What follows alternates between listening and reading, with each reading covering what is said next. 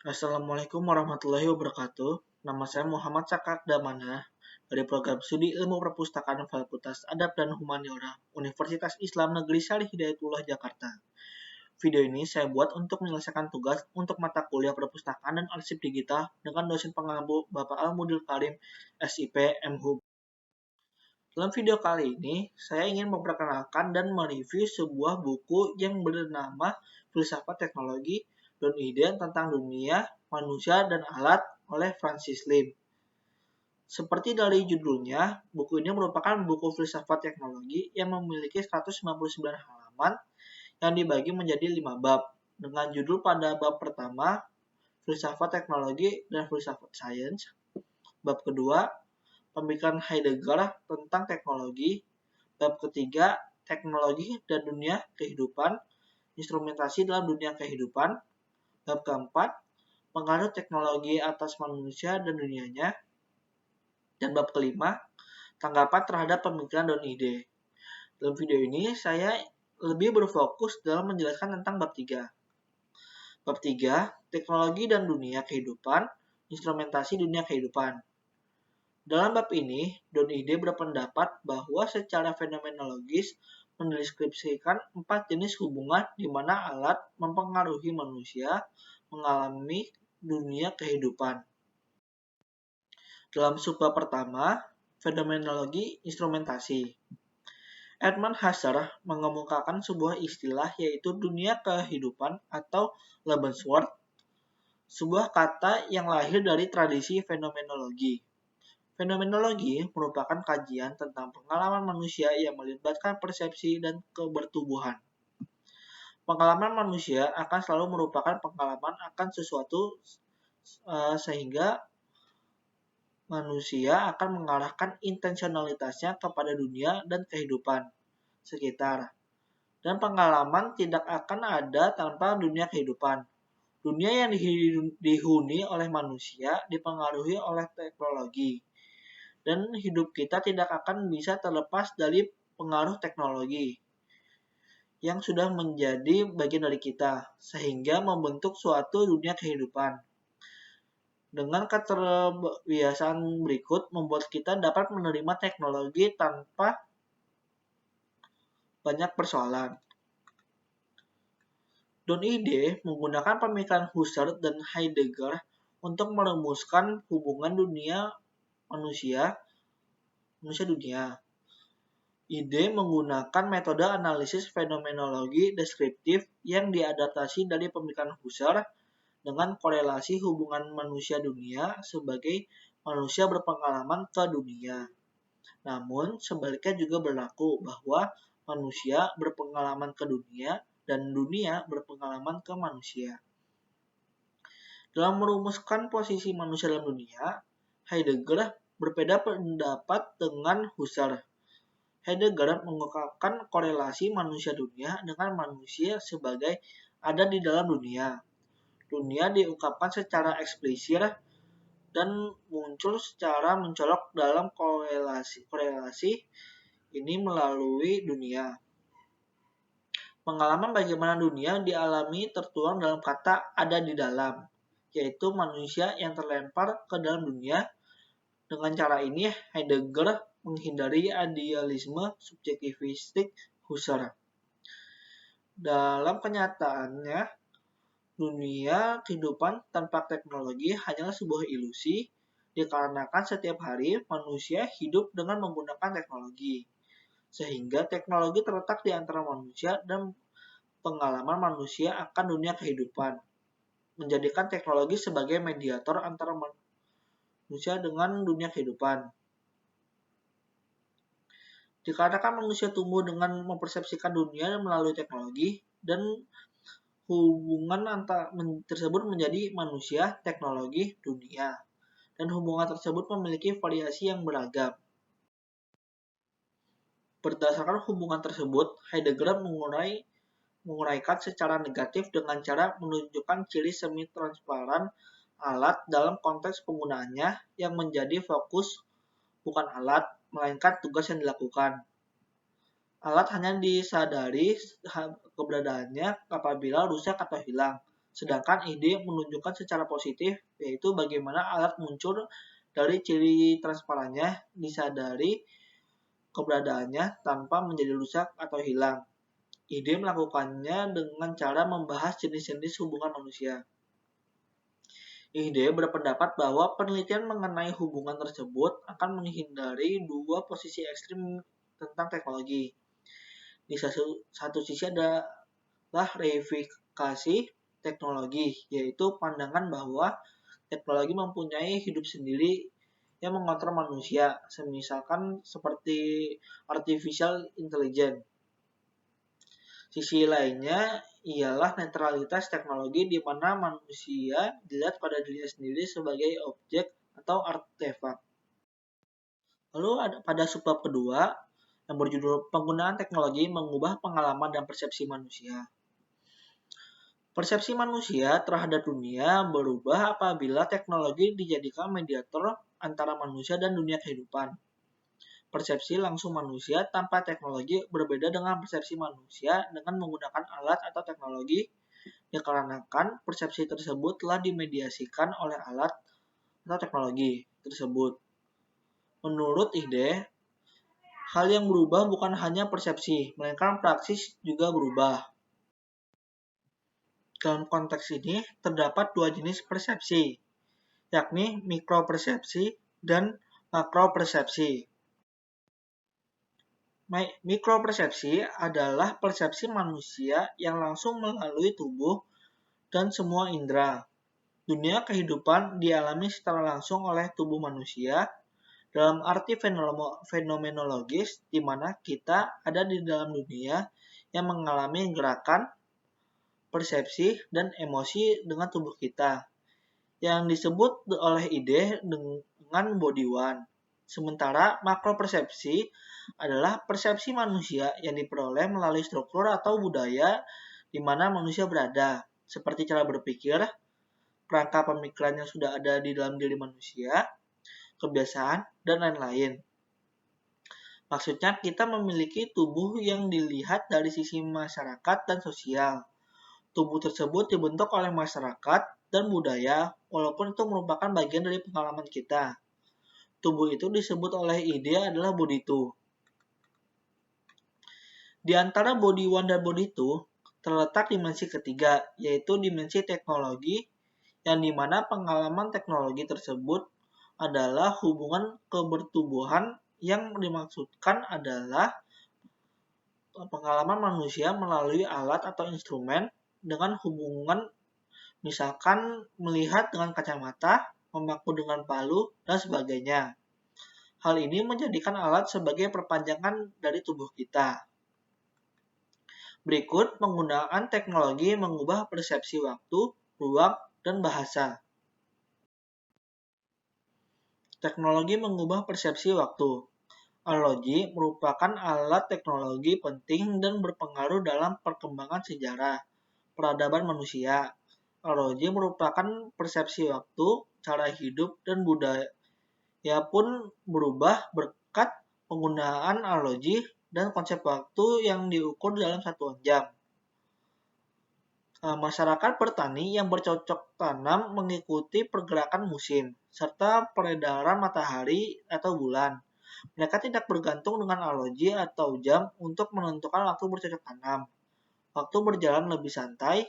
Hal ini berbeda dengan masyarakat yang menggunakan jam untuk mengukur waktu. Manusia tidak lagi mencari kedudukan matahari untuk mencari waktu, cukup dengan melihat arloji untuk mengetahui waktu. Menurut Heidegger, waktu bersifat eksistensial karena waktu dilihat dalam kaitannya dengan apa yang dialami manusia dalam dunia. Manusia terbatas oleh waktu dan ini merupakan temporalitas manusia. Jam didasarkan atas temporalitas manusia yang eksistensial. Jam menyiapkan temporalitas manusia. Dengan terciptanya arloji, waktu menjadi dapat diukur dan dikuantifikasi. Waktu dibagi-bagi ke dalam satuan yang dapat diukur seperti jam, menit, detik, dan nanodetik. Pengukuran waktu menjadi aktivitas penting dan terfokus. Arloji membuat alam dilihat secara lain. Arloji juga menambah jarak antara manusia dan alam. Pada zaman dahulu, manusia mematokkan hidupnya berdasarkan alam dengan cara membaca atau melihat bintang atau matahari untuk mengetahui waktu. Dengan adanya arloji, manusia membaca dan mengukur waktu dengan konsep jam untuk mengetahui alam dan biasanya membaca waktu melalui arloji. Waktu lantas dipersepsikan secara hermeneutis, maka jam merupakan teks yang harus dibaca dan ditafsirkan. Anak-anak diajari bagaimana membaca jam karena hal ini memerlukan sosialisasi. Waktu dimediasikan melalui jam. Yang kedua itu teknologi mengubah persepsi ruang. Persepsi ruang mula-mula berubah dengan terciptanya peta untuk melukis permukaan bumi, terutama untuk kepentingan pelayaran di laut. Peta dilukis dengan bantuan alat navigasi laut. Peta mengubah persepsi ruang sama dengan arloji mengubah persepsi terhadap waktu.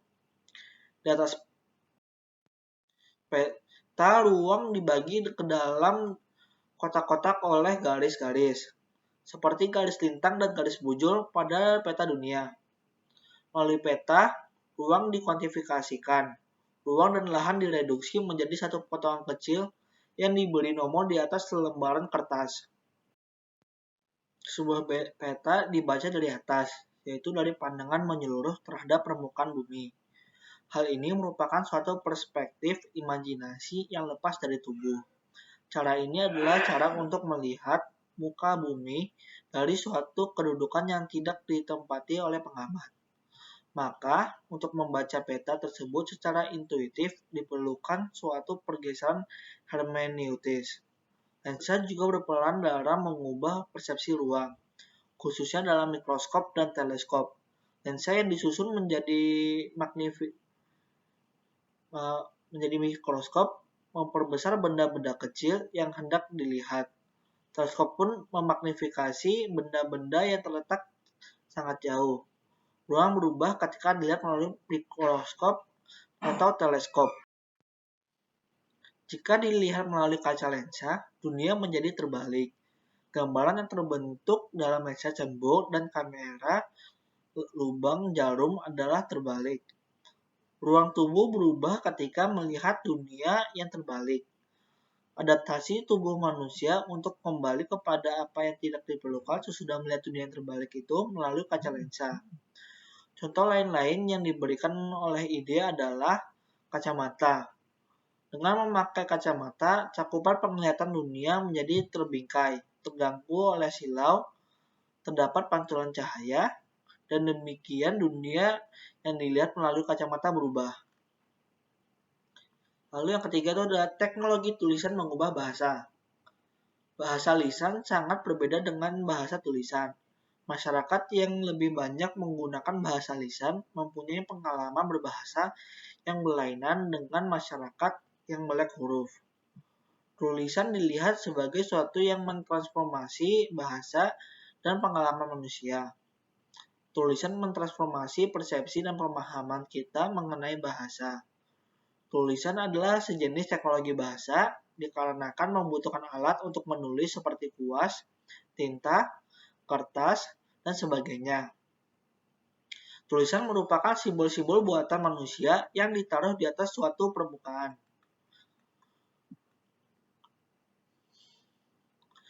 Tulisan berbeda-beda dalam budaya yang berlainan. Ada yang menggunakan tulisan huruf seperti tulisan Yunani, dan ada yang menggunakan tulisan gambar seperti tulisan Cina. Tulisan merupakan contoh yang paling baik untuk menunjukkan ketentraman teknologi dalam budaya. Budaya yang menggunakan tulisan mampu mengakumulasi pengetahuan dalam bentuk tulisan dan menjadikan kata-kata tersimpan dalam bentuk kata-kata. Tulisan memperkaya kita dengan menunjukkan kepada kita apa yang terjadi pada masa lampau, dan juga tulisan memiskinkan bahasa kita dengan mereduksi bahasa lisan yang hidup dalam bahasa tubuh. Tulisan mendistansi dan membedakan pengalaman alamiah manusia dengan cara yang abstrak dan netral dari konteks tindakan praktis sehari-hari manusia.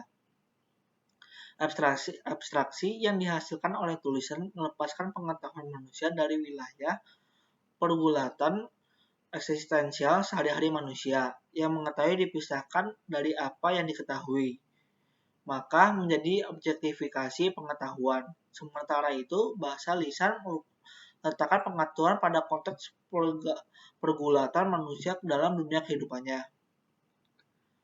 Tulisan juga membebaskan pikiran untuk pemikiran yang lebih original dan abstrak, serta spekulasi baru. Hal ini terjadi karena dalam bahasa lisan, pengetahuan diperoleh melalui cara mengulang yang ditentukan. Proses belajar melibatkan pengulangan rumus-rumus terus-menerus agar tidak lupa. Cara menghafal secara lisan adalah dengan mengikuti rumus tertentu dan tidak harus menghafal kata demi kata, cukup dengan mengetahui konteksnya. Ciri pendengaran dari budaya lisan dengan ciri pembaca dari budaya menulis sangatlah berbeda. Dengan budaya lisan, ketika seseorang berbicara, pendengarnya bersifat kolektif karena semuanya mendengar pada waktu yang sama dan dalam tempat yang sama. Budaya menulis pula menghasilkan pembaca yang tunggal, karena ketika membaca, setiap pembaca larut sendiri dalam bacanya. Pencetakan juga membuat tulisan tersebar secara luas dan masif. Terjadi kuantifikasi pengetahuan dengan kadar yang besar. Pengetahuan diklasifikasikan dalam kategori-kategori tertentu dan mudah diperoleh dengan referensi.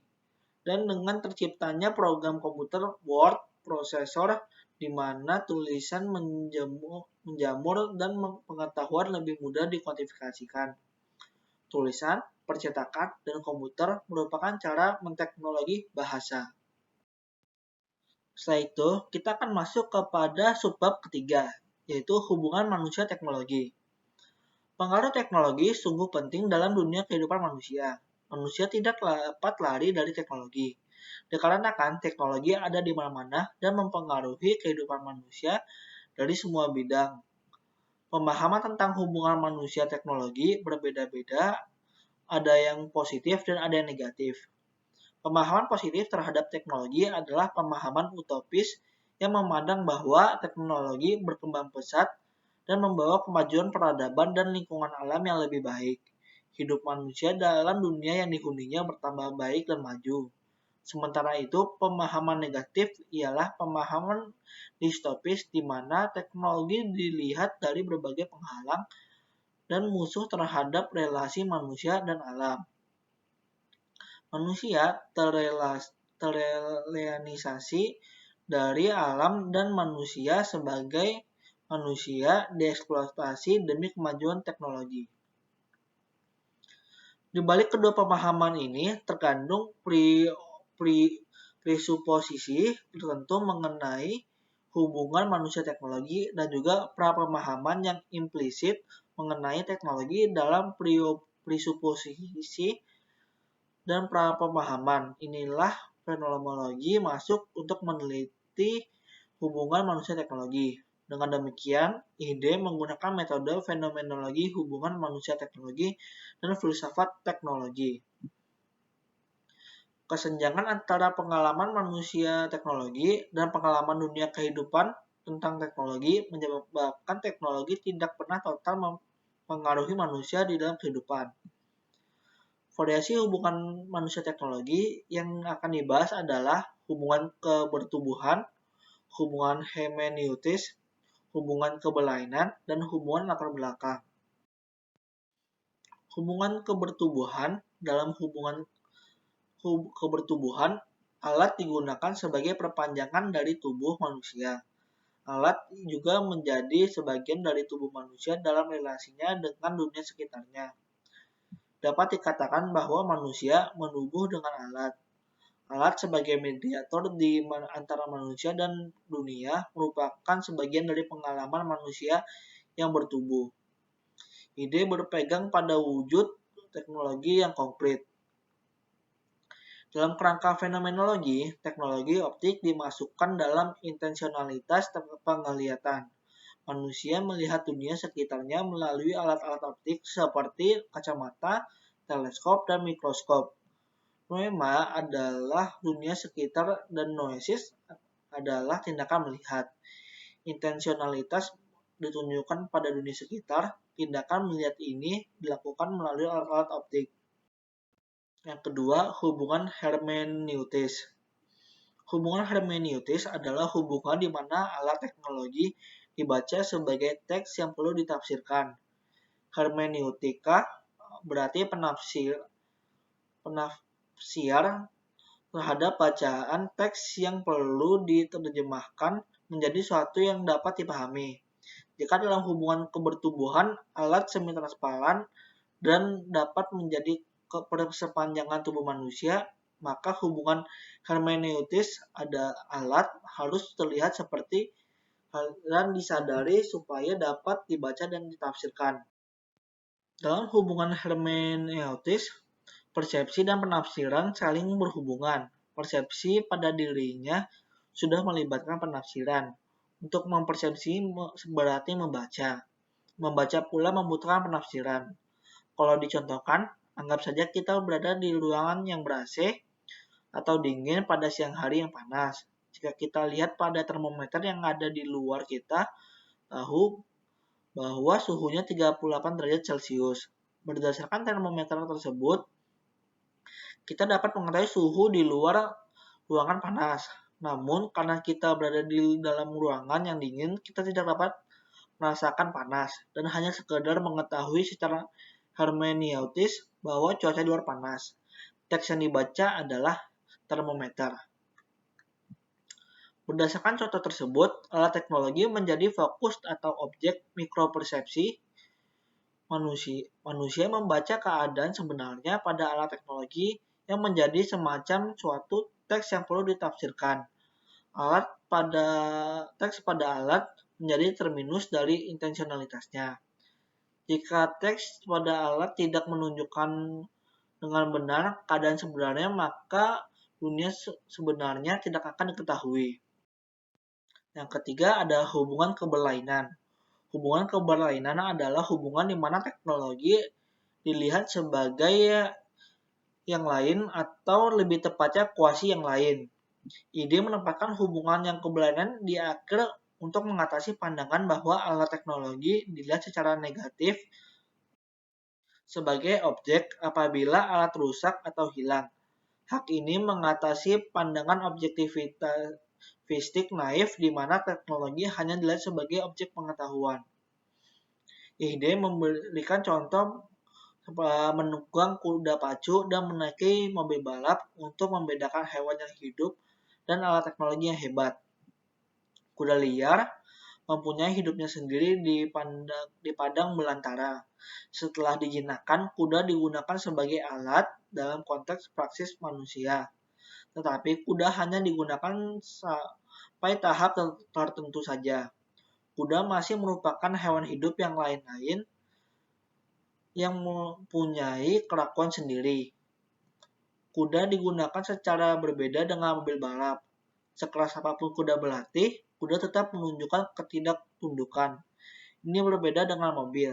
Mobil tidak menunjukkan ketidaktundukan ketika rusak. Kerusakan tersebut hanyalah kerusakan mekanis yang dapat diperbaiki. Kuda yang hidup juga memandang jalan ketika berlari. Kuda dapat menghindar dari menginjak hewan hidup di jalan, tetapi mobil tidak. Baik kuda ataupun mobil memberikan rasa kekuasaan kepada manusia yang menggunakannya. Lalu terakhir, yang keempat ada hubungan latar belakang. Dalam hubungan latar belakang, fenomenologi instrumentasi beralih dari peranan teknologi sebagai yang utama ke peranan teknologi di latar belakang. Hubungan latar belakang tidak ditandai oleh transparansi atau opacity. Teknologi berada di latar belakang atau di pinggir seperti suatu kehadiran yang absen dan tidak diperhatikan, namun menjadi bagian pengalaman manusia di lingkungan sekitarnya. Mesin semi-otomatis yang membutuhkan intervensi manusia terus-menerus seperti mesin cuci atau microwave masih berfungsi di latar belakang. Mengikuti ide, bisa ditarik kesimpulan bahwa jika teknologi merupakan kehadiran yang absen, kehadiran teknologi adalah fungsi alat teknologi yang diketahui.